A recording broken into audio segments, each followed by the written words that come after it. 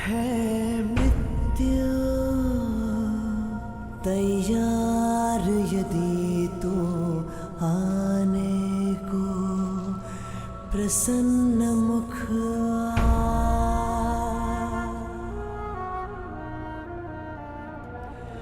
द्वार खुला है तेरा स्वागत वीर खड़ा द्वारे अभयागत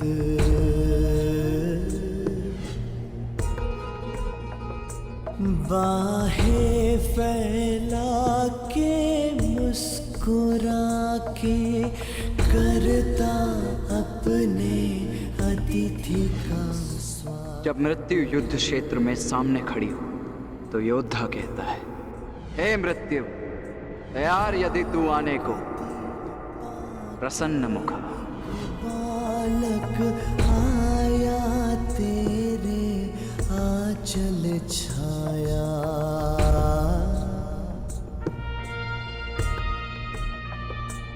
पिता की गोद में खेल सकाना तेरी गोद में सोने आया।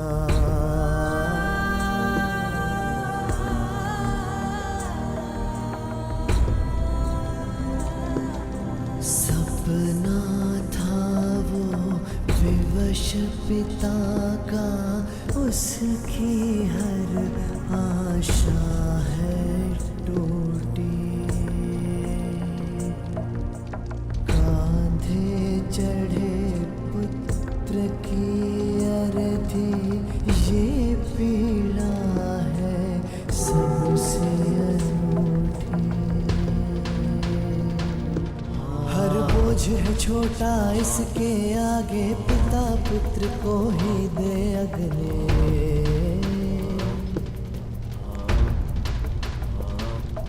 अश्रु है बहे आज अंगारे आग नहीं है अब ये बुझने।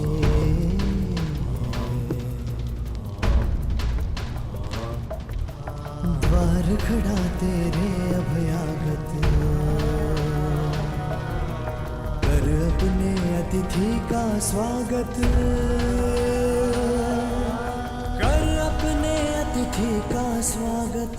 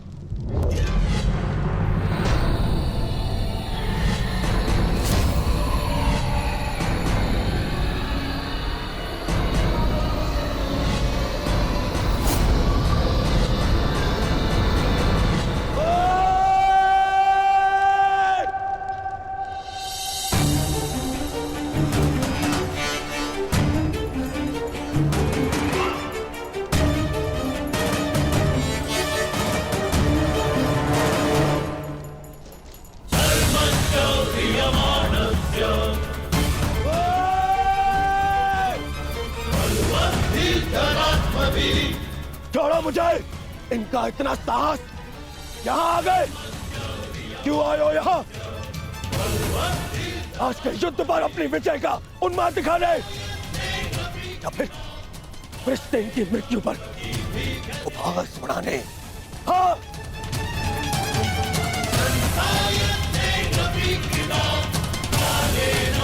मामा जी, इन्हें कहिए यहाँ से चले जाए नट्ठा, मैं इनका बंद कर दूंगा। जाओ यहाँ से।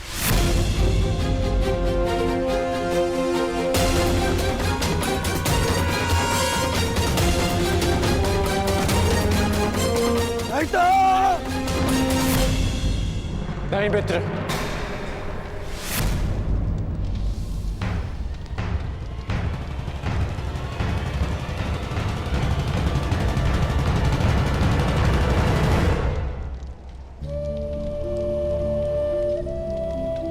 रहने दो इन्हें।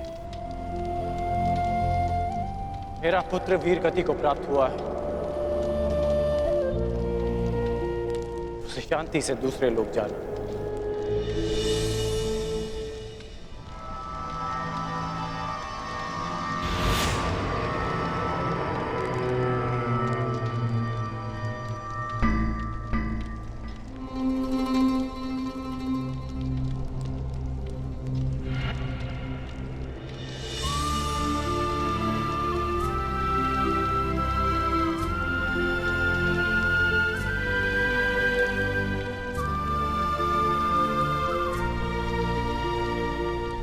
आप सब मेरे पुत्र के अंतिम संस्कार में आए, उसकी वीर गति को सम्मान दिया।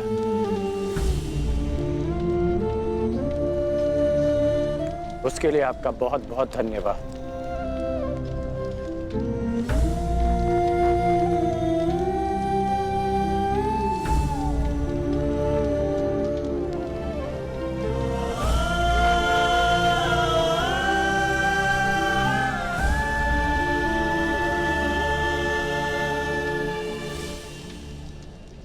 ठहरो अर्जुन।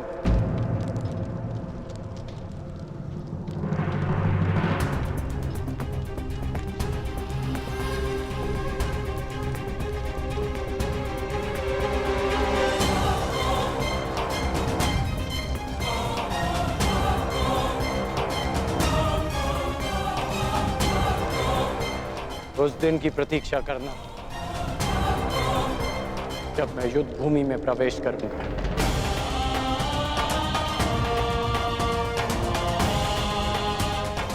जो भी हुआ मुझे भी उसका खेद है। मैं भी एक पिता हूं, इसलिए तुम्हारी पीड़ा को भली भांति समझ सकता हूं। मैं ये सब प्रतिशोध लेने के लिए नहीं कह रहा हूं, और ना ही मुझे तुमसे कोई स्पष्टीकरण चाहिए, और ना ही तुम्हारी सहानुभूति। मेरे पुत्र ने अपना कर्तव्य पूर्ण करते हुए अपने प्राण दिए। उसे वो सम्मानित अंत मिला जो हर योद्धा का स्वप्न होता है। मैं ये सब इसलिए कह रहा हूं क्योंकि अब उसका अधूरा काम मैं पूर्ण करूंगा। प्रयास करूंगा कि तुम्हें भी सम्मानजनक अंत मिले।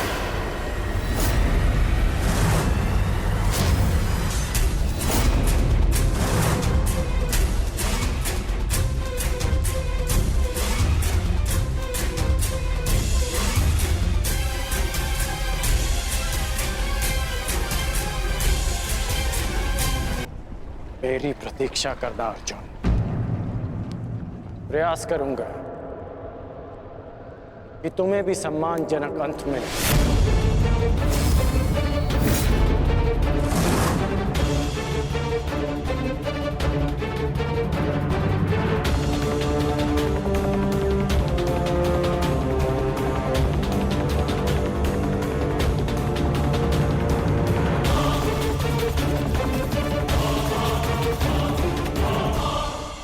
मित्र, इन पांडवों को इनकी नियति तक अवश्य पहुंचाऊंगा मैं, परंतु उससे पहले उस विश्वासघाती को उसकी नियति तक पहुंचाऊंगा। तो हमारे ही पक्ष में है।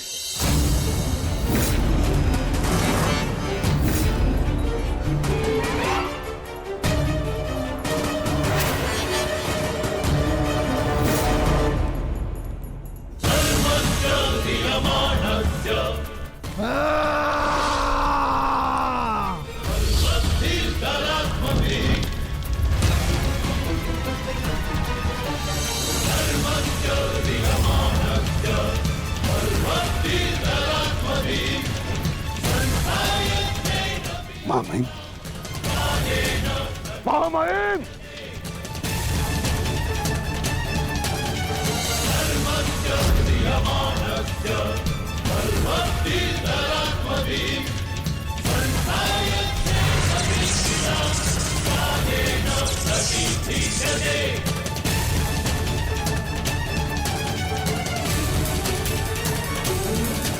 महामहिम, आप ठीक तो है? महामहिम के शिविर में अग्नि लगाने का दुस्साहस किसने किया? उत्तर दो। एक विश्वासघाती को यही दंड मिलना चाहिए, यही।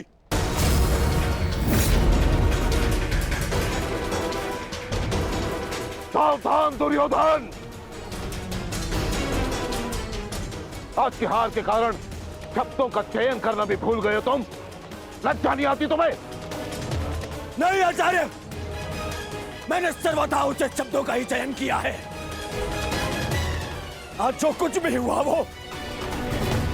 वो इनके कारण हुआ है। इनके पांडवों के प्रति प्रेम भाव के कारण ही आज वृषसेन वीर गति को प्राप्त हो गया।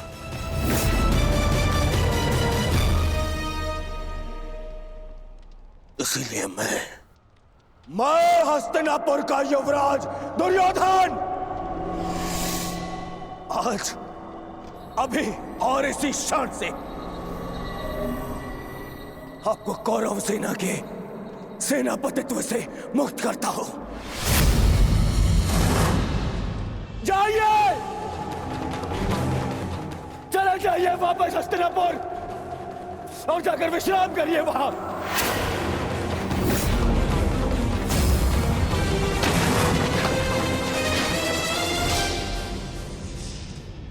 अपने शब्दों पर नियंत्रण रखो दुर्योधन, और अपनी सीमा मत लांघो। सीमा लांघ नहीं रहा हूं, आज तो सीमा बना रहा हूं।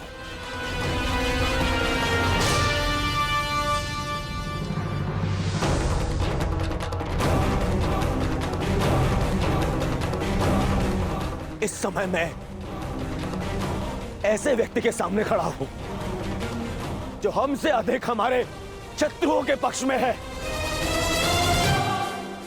जिनके मौन रहने के कारण ही मेरे मित्र ने अपना पुत्र और मैंने अपना रक्षक खो दिया। हस्तिनापुर के युवराज की सांसें चलती रहे तो उसने अपनी सांसें खो दी। वृषसेन की मृत्यु का दुख जितना तुम्हें है उतना हमें है, हम सबको है। पर इसका अर्थ ये नहीं कि तुम महामहिम के साथ दुर्व्यवहार करो, जो मैं तुम्हें कदापि करने नहीं दूंगा। बस गुरुदेव, यदि आप भी पितामह के साथ विदा लेना चाहते हैं तो आप भी जा सकते हैं।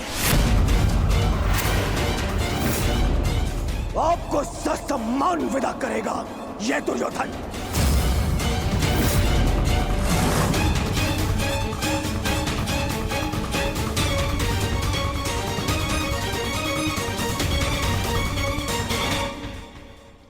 तैयार हो जाओ मित्र, कल से इस युद्ध में तुम अपने मित्र का साथ दोगे। इनसे कहीं अधिक इस युद्ध में मुझे तुम्हारी आवश्यकता है मित्र। दो सहोदर एक दूसरे का रखना भाई, ये उत्तरदायित्व आपको ही लेना होगा ताजश्री। प्राण की रक्षा केवल आप ही कर सकते हैं। कदापि नहीं। जब तक मैं युद्ध भूमि में उपस्थित हूं तब तक अंगराज कर्ण युद्ध भूमि में पद नहीं रखेगा। क्यों मेरा मित्र मेरे साथ में युद्ध में खड़ा नहीं हो सकता? बताइए क्यों? कल को यदि फिर से मेरे प्राणों पर संकट आया, मेरे प्राणों की रक्षा कौन करेगा? मैं करूंगा तुम्हारी रक्षा, शत्रु को तुम्हारे समीप आने नहीं दूंगा।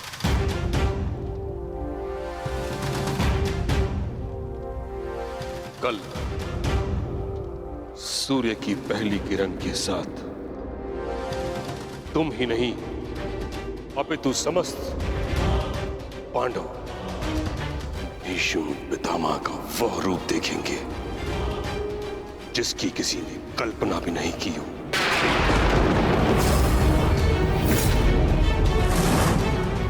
यह मेरा वचन अर्जुन हो या युधिष्ठिर, कृष्ण हो या भीम, गंगा पुत्र भीष्म के प्रताप के आगे झुकेंगे। ये मेरा वचन है।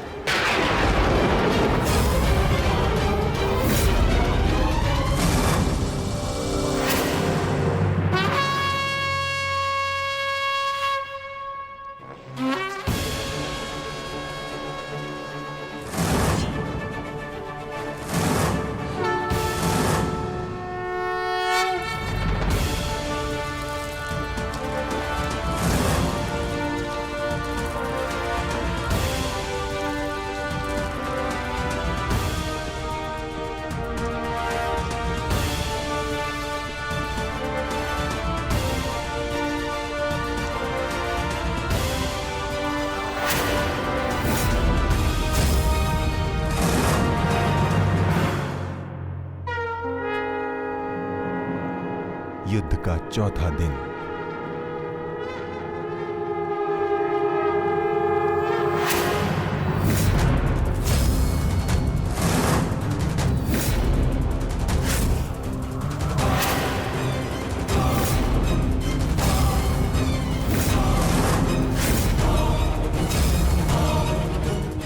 पितामह,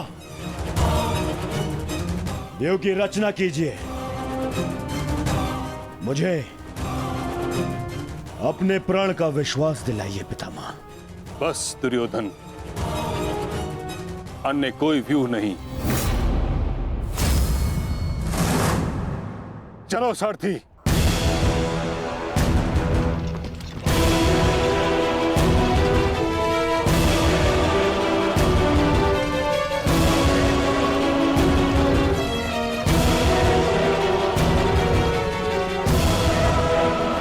तो अच्छा संकेत है माता। प्रतीत होता है कि पितामह इस नरसंहार को समाप्त करना चाहते हैं, इस युद्ध पर विराम चाहते हैं। गंगा पुत्र इस महायुद्ध पर विराम अवश्य लगाना चाहते हैं, परंतु अपने सभी शत्रुओं का अंत करने के पश्चात।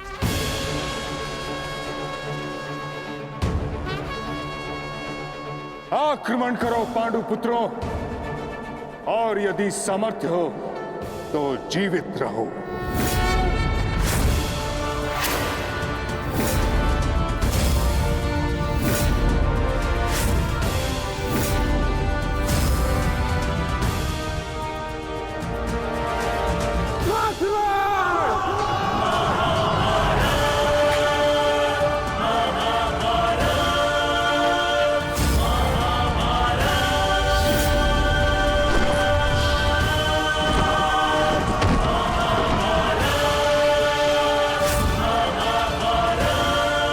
क्या कर रहे पितामह? कभी कभी कर्तव्य की चेतना आकांक्षाओं के स्वप्न पर हावी हो जाती।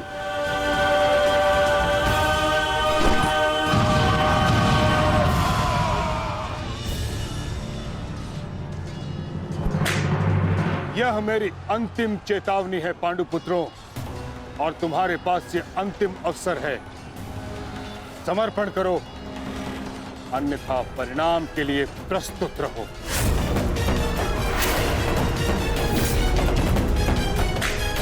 यदि समर्पण नहीं किया तो ऐसा संहार देखने को मिलेगा कि जिसकी आशा भी नहीं की होगी तुमने।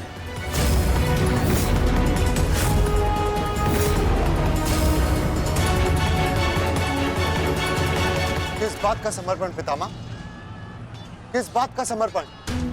आप भली भांति जानते हैं कि इस युद्ध के अलावा हमारे पास और कोई विकल्प नहीं, और यही युद्ध हमें हमारा अधिकार और न्याय दिलाएगा। तो ठीक है, अपने इस निर्णय का परिणाम भुगतने के लिए तत्पर हो जाओ।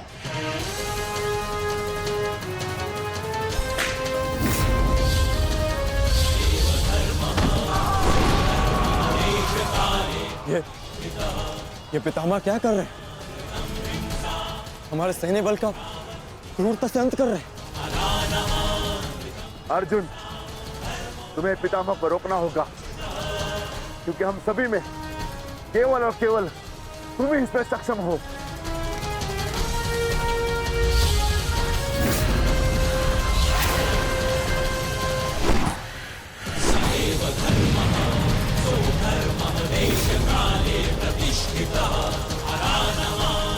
अर्जुन, युद्ध करो अथवा समर्पण।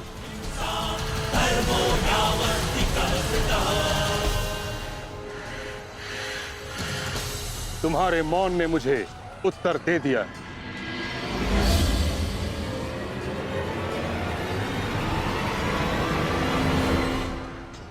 और तुम द्वंद्व करना चाहते हो भी या नहीं?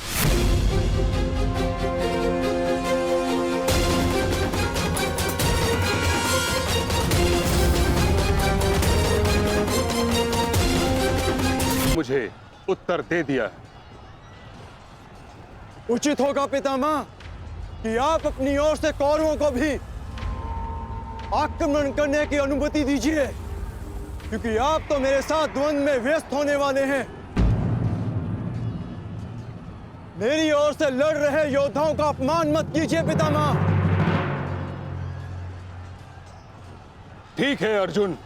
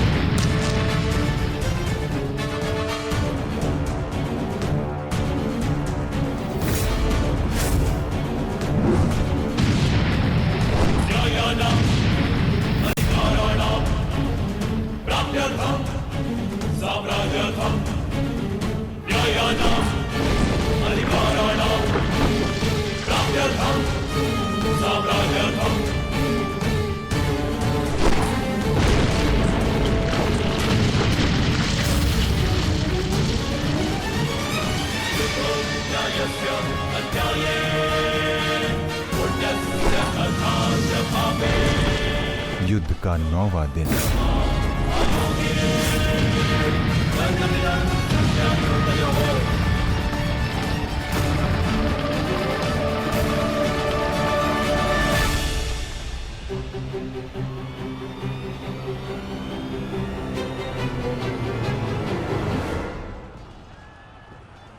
माधव, ये पितामह तो भ्राता युधिष्ठिर की ओर अपना रथ लेकर जा रहे हैं।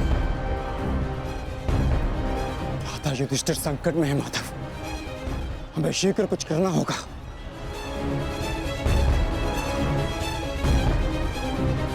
तुम भली भांति जानते हो युधिष्ठिर कि तुम मुझसे द्वंद्व करने में सक्षम नहीं हो। इस कारणवश अपने सैनिकों की आहुति देना बंद करो, समर्पण कर दो।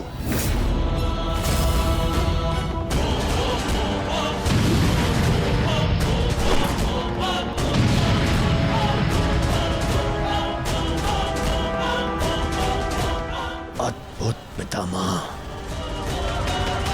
अद्भुत। गंगा पुत्र अच्छा है, अच्छा है।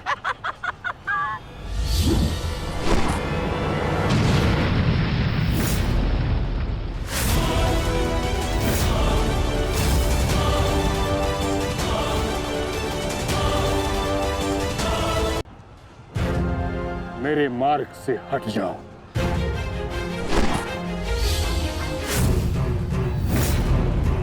यह मेरी अंतिम चेतावनी है पुत्र, मेरे मार्ग से हट जाओ।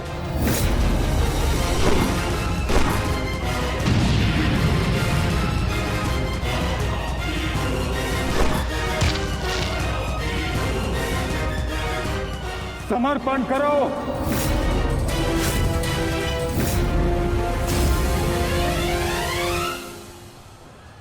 हम कौरवों के समक्ष समर्पण नहीं करेंगे पितामह, चाहे इसके लिए हम सबको अपने प्राण क्यों ना खोने पड़े।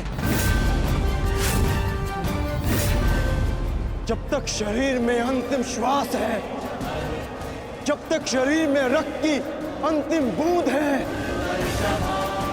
हम समर्पण नहीं करेंगे पितामह। और ना ही हम रुकेंगे।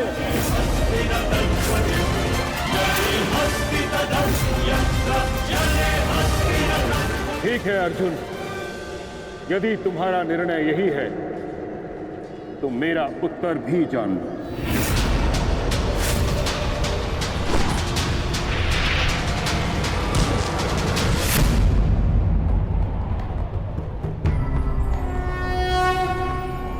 यदा यदा धर्मस्य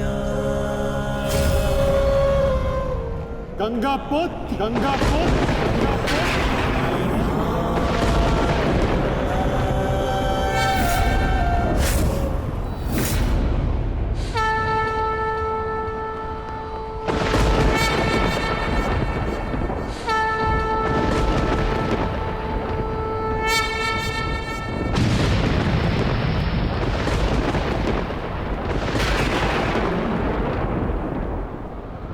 मेरे शस्त्र ना उठाने के दिए गए वचन को मेरी दुर्बलता मत समझना।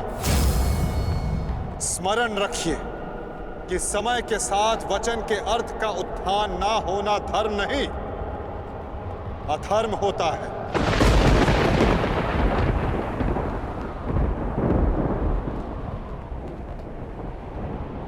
मैं केवल अपने कर्तव्य का पालन कर रहा हूं वासुदेव, और ऐसा करने से मुझे कोई नहीं रोक सकता। कोई भी नहीं।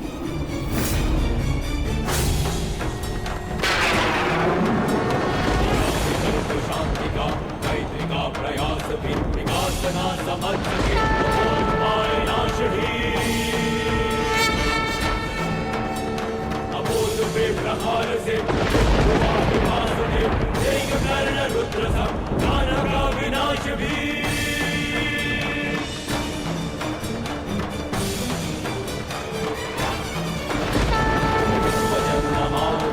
युद्ध भाषा उसे मिलेगा युद्ध भी, दंड भी, प्रहार भी। दम कटेगा पाप का, नाश होगा नीच का, दमन करेंगे वासुदेव उसका अहंकार भी। चक्र के प्रहार से अग्नि कृष्ण की करेगी पाप का दलन। पाप से गति धरा राही मां पुकारती, ईश द्वार का अपना प्राण मांगती। सुंदरा को देंगे त्राण, रच के एक नौ विधान, भूमि शाही करके पावन को गजेगी आरती।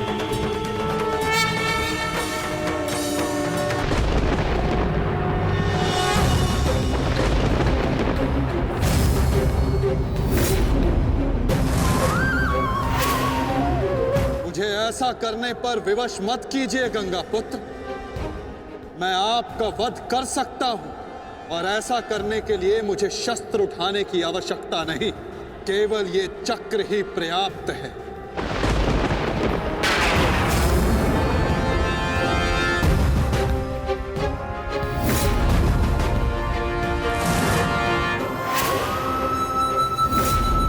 गंगा पुत्र देवव्रत, मैं इस समय ना मनुष्य वासुदेव हूं, ना ही मैं यदुवंशी कृष्ण हूं। मैं इस समय केवल गुरु श्रेष्ठ हूं।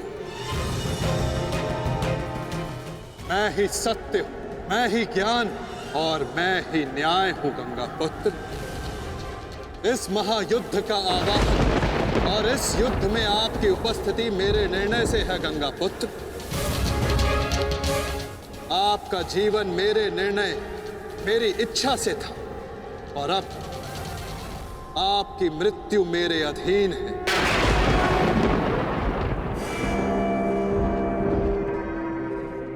मैं पर ब्रह्म हूं, जिस पर कोई बंधन नहीं गंगा पुत्र, ना ही युद्ध के नियमों का और ना ही किसी प्रकार के वचनों का।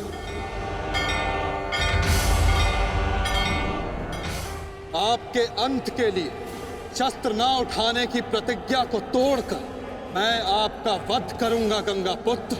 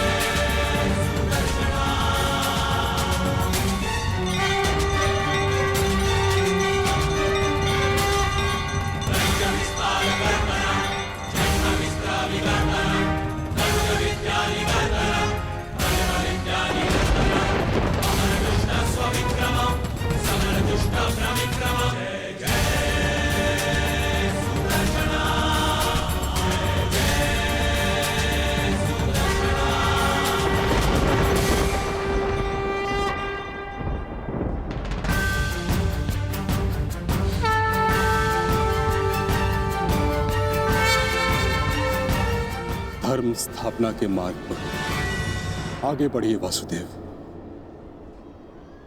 अंत कर दीजिए मेरे इस जीवन का।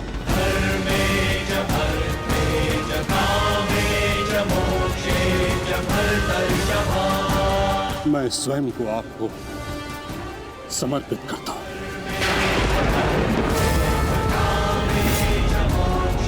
क्योंकि ना तो पांडव मेरे प्राण लेने में सक्षम है और ना ही मैं उन्हें मार पाऊंगा। मैंने सदैव धर्म का पालन किया, कभी अधर्म नहीं किया। यदि कोई अधर्म हुआ तो केवल ये कि मैंने आपको प्रतिज्ञा तोड़ने पर विवश किया। यदि आपको ऐसा लगता है कि आपने कोई अधर्म नहीं किया तो यह आपकी सबसे बड़ी भूल है गंगा पुत्र। अवश्य आपने सदैव धर्म का पालन किया गंगा पुत्र, किंतु केवल अपने लिए, अपने वचनों के लिए। और यही आपका सबसे बड़ा अधर्म है। क्योंकि जिसके पास शक्ति हो उसे स्वयं के लिए नहीं, संसार के लिए उत्तरदायी होना चाहिए, और जो आप नहीं हो पाए गंगा पुत्र।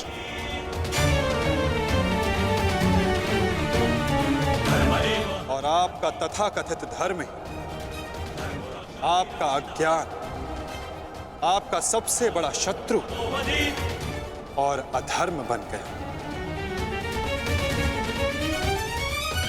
किंतु वासुदेव, मैंने तो सदैव वही किया जो मेरी अंतरात्मा ने कहा।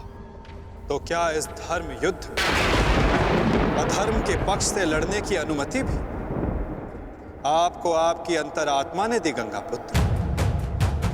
भरी सभा में द्यूत में होते छल को देख मौन रहने की अनुमति क्या आपको आपकी अंतरात्मा ने दी थी गंगा पुत्र? कुल वधू का वस्त्र हरण होते समय शस्त्र उठाने के लिए क्या आपको आपकी अंतरात्मा ने रोका था गंगा पुत्र? हस्तिनापुर की सुरक्षा के लिए आपने इतिहास की सबसे भीषण प्रतिज्ञा ली गंगा पुत्र, परंतु आप हस्तिनापुर का अर्थ ही अनुचित समझ बैठे। आपने सिंहासन को हस्तिनापुर समझ लिया। और देखिए, उसी भूल का, उसी अधर्म का परिणाम है ये महाविनाश गंगा पुत्र। आपने हस्तिनापुर के सिंहासन का त्याग नहीं, आपने संसार के प्रति अपने कर्तव्यों का त्याग किया था गंगा पुत्र, और यही आपका सबसे बड़ा अधर्म था।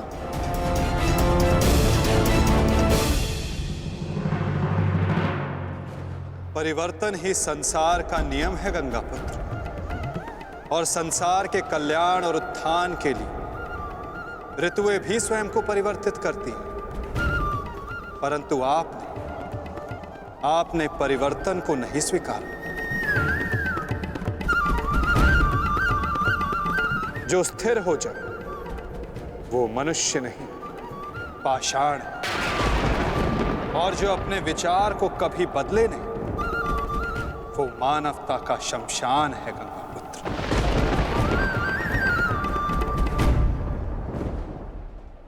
अपने कर्म के प्रति सजग ना रहना सबसे बड़ा अधर्म होता जो आपने किया गंगा पुत्र, और यही इस महायुद्ध, इस महाभारत के होने का कारण बना।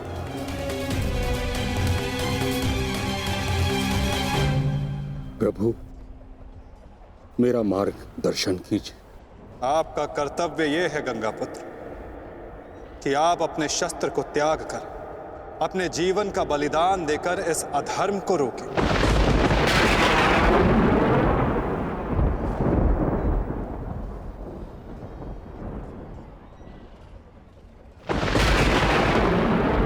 ठीक कहा वासुदेव। कदाचित मेरा अंत ही इस समस्या का समाधान है।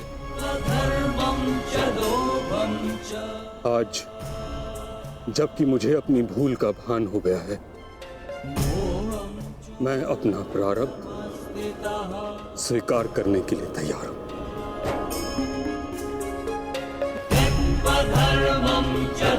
चक्र का संधान कीजिए वासुदेव,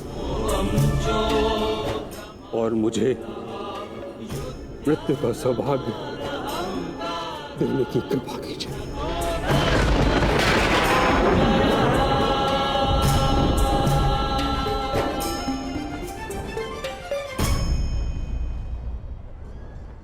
ठीक है, यदि आपकी इच्छा ये मृत्यु पाने की है तो मैं अपनी प्रतिज्ञा को तोड़कर तुम्हें मुक्त करता हूं गंगा पुत्र।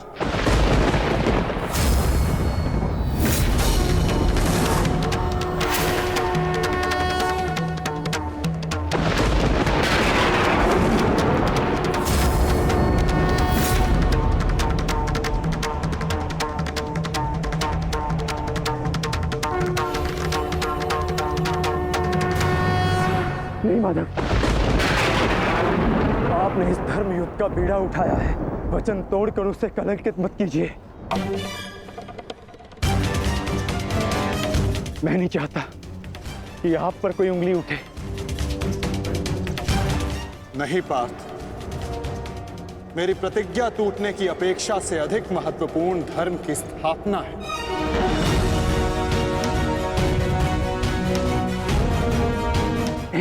नहीं माता, नहीं। आपने ही भारब्रीक को वीर गति दी है माधव, ताकि इस युद्ध से जुड़ी प्रतिज्ञाएं, वचन और प्रारब्ध भंग ना हो सके। तो क्या आप स्वयं इसे तोड़ देंगे?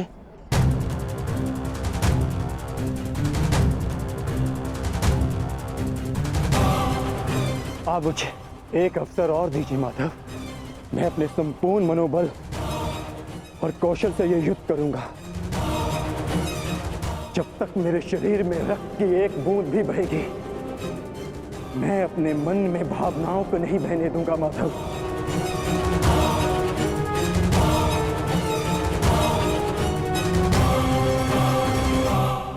मैं पितामह का अंत करूंगा, अंत करूंगा, अंत करूंगा, अंत करूंगा।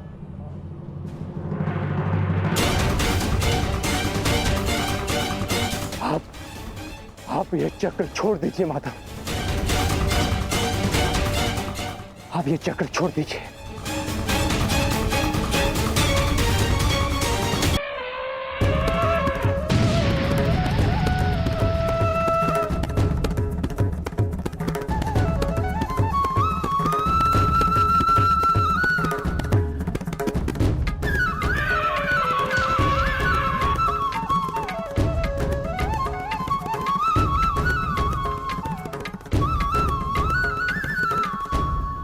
उठो पार्थ।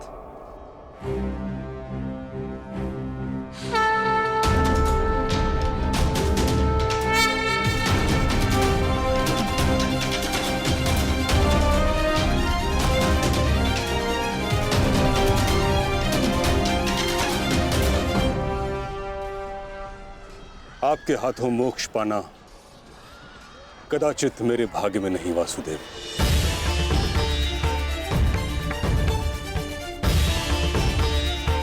नहीं गंगा पुत्र, आपका वध करना मेरा प्रारब्ध ही नहीं था, अर्जुन का प्रारब्ध है। और मैंने ये चक्र संधान केवल इसलिए किया ताकि मैं अर्जुन को दिखा सकूं कि आपका भी वध करना असंभव नहीं।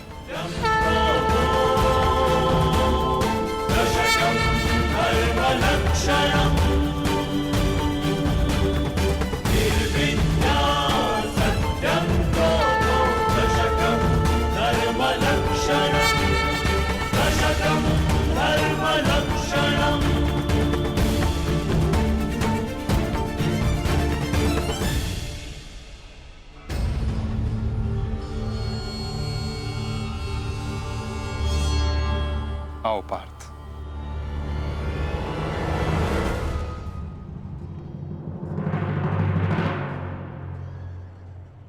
पुत्र अर्जुन, युद्ध आरंभ करें। मैं सज्ज हूं पितामह।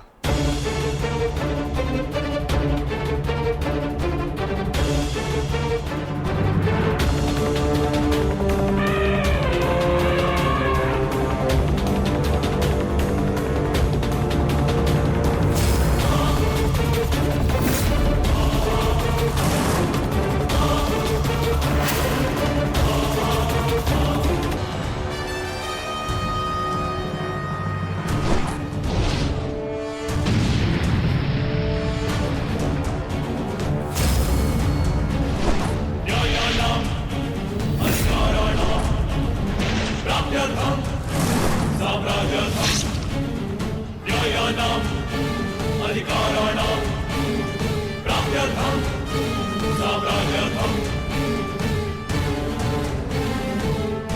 अद्भुत पुत्र अर्जुन, कर्म पथ पर तुम्हें भावनाओं से ऊपर उठते हुए देख प्रसन्नता हुई।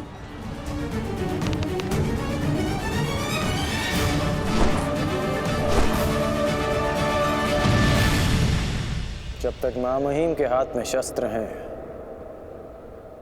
उनके प्रहार की धारा कोई नहीं रोक सकता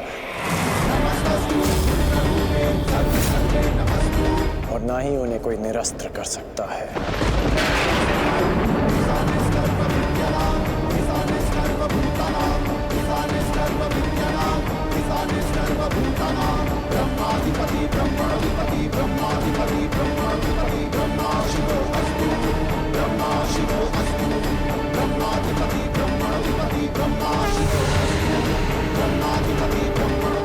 तुम्हारी तपस्या सफल हो गई बालिका।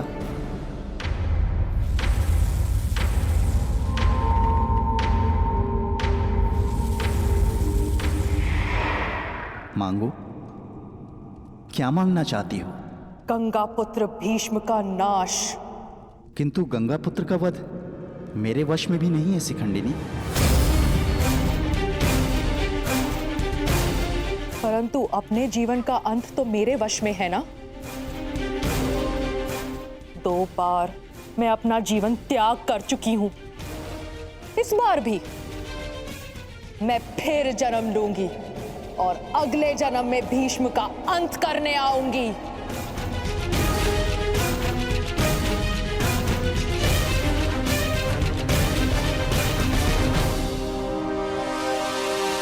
रुको बालिका, तुमने इतनी कठोर तपस्या की है, हमें बताओ तुम्हारी समस्या क्या है? समस्या ये है यक्षराज कि मैं भीष्म का वध अपने हाथों से करना चाहती हूँ, किंतु मैं स्त्री हूं, इसलिए उस पाखंडी ने मुझे युद्ध में सम्मिलित होने से रोक दिया। मैं तुम्हें भीष्म की मृत्यु का वरदान तो नहीं दे सकता, किंतु कुछ ऐसा अवश्य कर सकता हूं जिससे तुम अपना लक्ष्य पा सको, किंतु एक बंधन रहेगा। मेरे लिए केवल भीष्म की मृत्यु महत्व रखती है और कुछ नहीं। हाँ कहने से पूर्व मेरी पूरी बात सुनो बालिका, उसके पश्चात निर्णय लेना।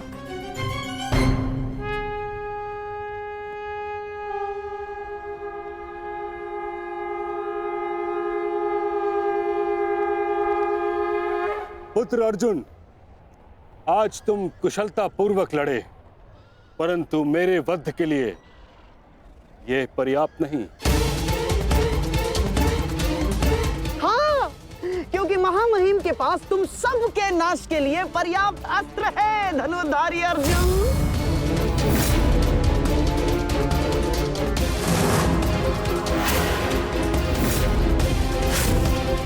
शीघ्र तुम सब इस संसार का त्याग करोगे और आप वासुदेव, आप तो इन सब के मार्गदर्शक है ना, तो बताइए आपके पास महामहिम के कौशल का कोई तोड़ है?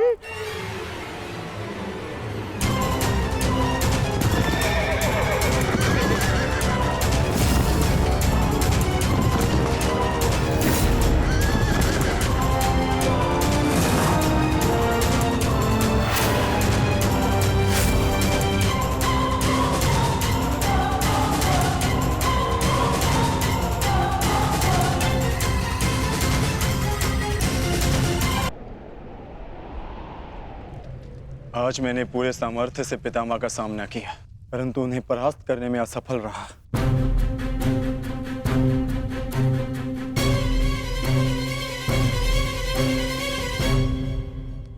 हर योद्धा के उत्तर के लिए कोई ना कोई और योद्धा होता है।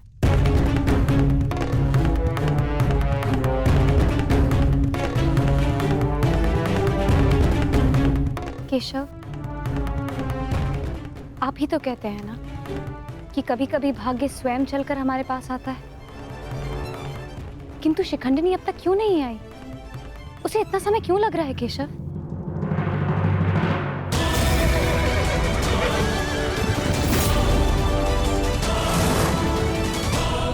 हम उन्हीं की प्रतीक्षा कर रहे हैं पांचाली। ये शिखंडिनी अपनी तपस्या में असफल हुई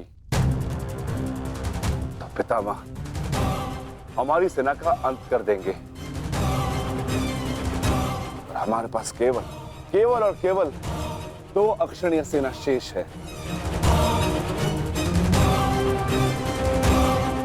अरे तो क्या करें? कुछ तो करना ही होगा, अन्यथा हम इस युद्ध में पराजित हो जाएंगे।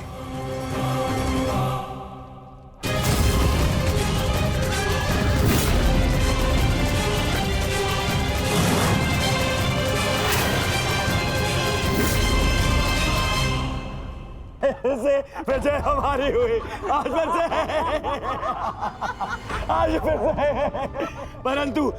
परंतु सबसे अधिक प्रसन्नता मुझे तब होती है जब वो धनुर्धारी अर्जुन के मुख पर मैं भय देखता हूँ। केवल 2 अक्षुणी सेना शेष बची है उन पांडवों के पास, और शीघ्र ही वो 2 अक्षुणी सेना भी समाप्त हो जाएगी।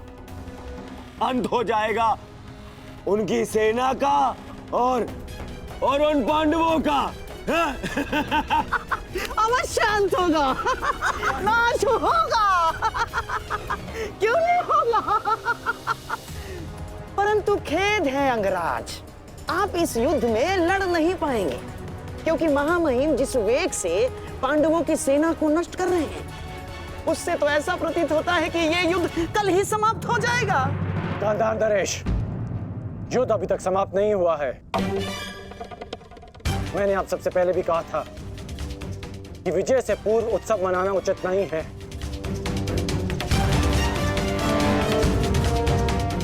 हो सकता है कि कल पांडवों को महामहिम के प्रहार की ढाल मिल जाए।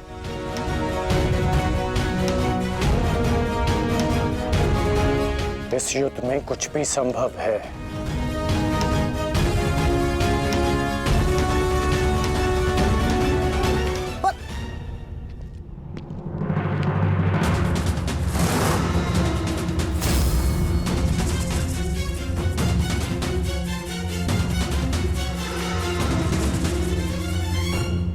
कौन हो तुम?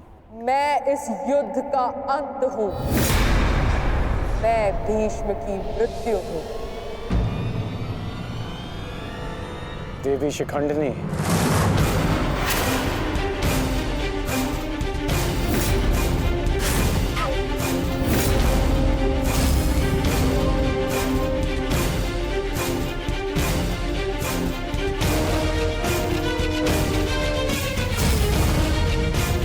देवी नहीं देव, स्त्री नहीं पुरुष, शिखंडिनी नहीं।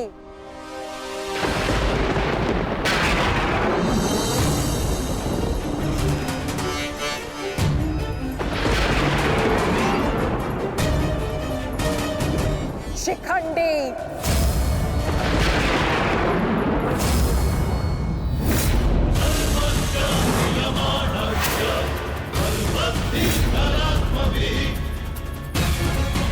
ये मैं हूँ, और कल मेरे उस वचन की पूर्ति होगी जो मैंने पांचाल युद्ध में तुम्हें दिया था अंगराज। एक दिन ऐसा आएगा अंगराज जब भीष्म मेरे सामने खड़ा होगा, और वहां ना तुम उसकी रक्षा कर सकोगे ना तुम्हारा ब्रह्मास्त्र। स्मरण रखना, एक महायुद्ध होगा, महाविनाश होगा, और उस विनाश को तुम भी नहीं रोक पाओगे।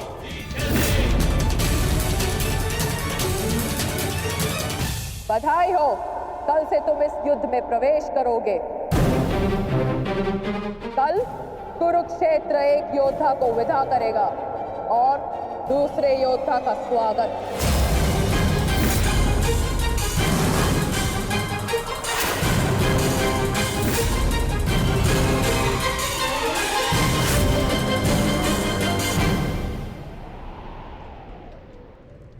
जो भी होता है केवल समय के अनुसार होता है, और उचित समय आने को है। हमें केवल धैर्य रखना है, जब तक उचित समय नहीं आ जाता। शिखंडिनी कुरुक्षेत्र पहुंच चुकी है।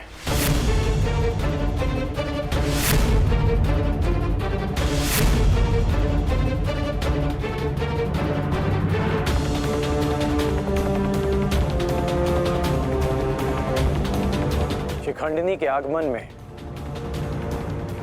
आपकी संभावित मृत्यु छिपी है, फिर भी आप मुस्कुरा रहे हैं।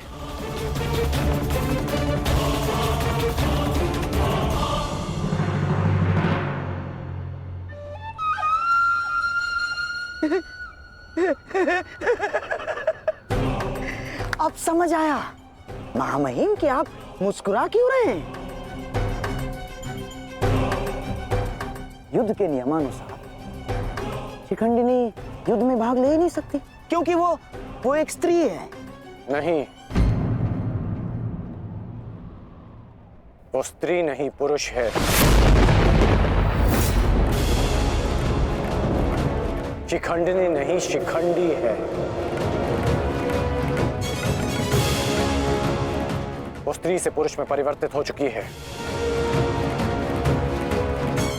और कल वो युद्ध में प्रस्तुत होगा और उसका एक ही उद्देश्य है, मां महिम का वध।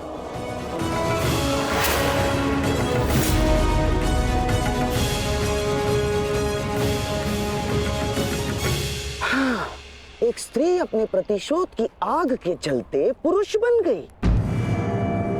अद्भुत। भला ये कैसे संभव हुआ? कैसे हुआ वो छोड़िए मामा श्री, अब ये बताइए कि करना क्या है।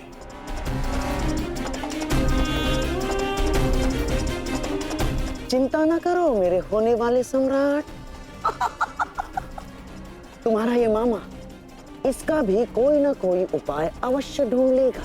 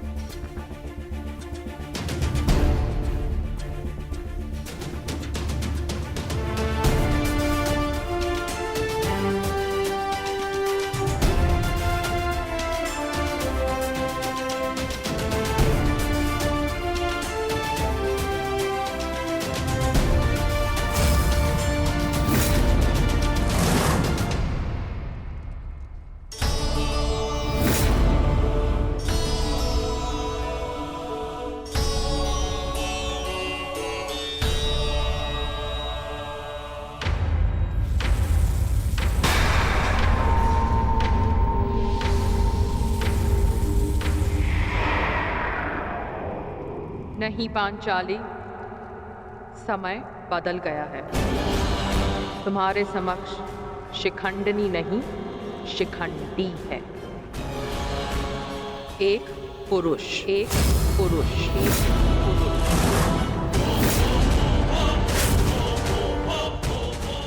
और तुम्हें पर पुरुष का स्पर्श करने की अनुमति नहीं है।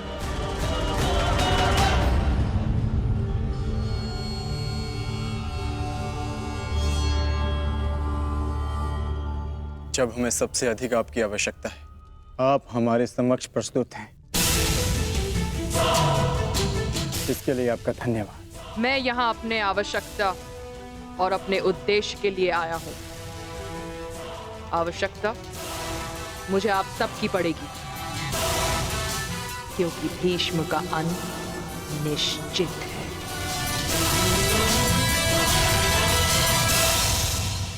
ये मेरा वचन है, हम आपका पूर्ण रूप से समर्थन करेंगे, फिर चाहे कुछ भी हो जाए। युद्ध भूमि में हम आपके साथ खड़े रहेंगे और अंत तक युद्ध करेंगे। हमें ये कार्य कल ही संपन्न करना होगा, क्योंकि मेरे पास मेरे जीवन का लक्ष्य पूर्ण करने के लिए केवल एक ही दिन है।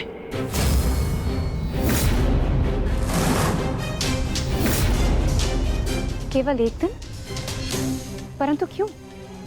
तुम्हारी समस्या ये है कि तुम एक स्त्री हो, जिस कारण तुम भीष्म से द्वंद्व नहीं कर सकती। मैं तुम्हें पुरुष बनने का वरदान देता हूं, ताकि तुम भीष्म को परास्त कर सको। किंतु स्मरण रहे कि ये वरदान केवल 8 प्रहर अर्थात एक दिन के लिए रहेगा। हमारे शत्रुओं को इसका भान नहीं होना चाहिए कि शिखंडिनी केवल एक दिन के लिए पुरुष है।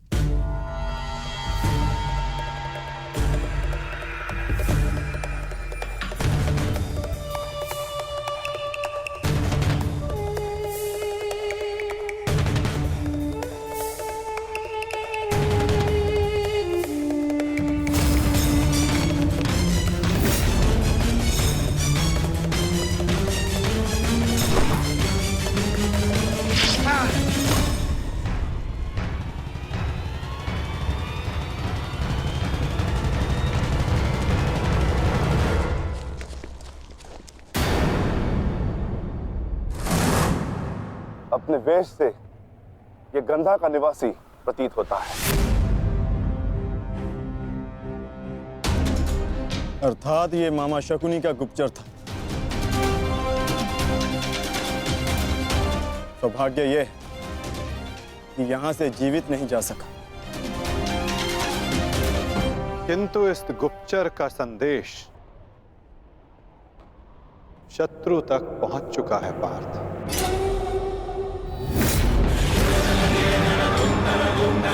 केवल 8 प्रहर, केवल 8। उसके पश्चात ना उस शिखंडी